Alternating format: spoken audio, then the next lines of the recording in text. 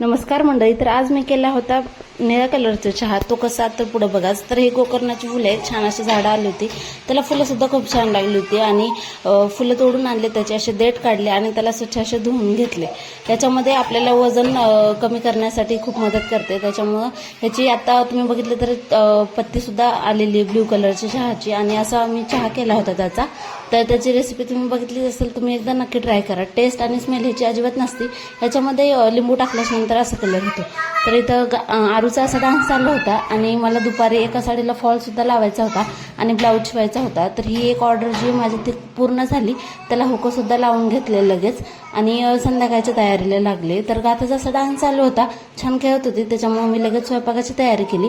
आज स्वयंपाकामध्ये होती अंड्याची भाजी. आता ही ग्रेव्हीची भाजी बनवली मी, ते तुम्ही बघून घ्या. आणि त्याच्यामध्ये मी टाकलेली अंड्याची भाजी आणि भाकरी, असं काही आज रात्रीचा मेन्यू होता. आजचा व्हिडिओ कसा वाटला नक्की सांगा.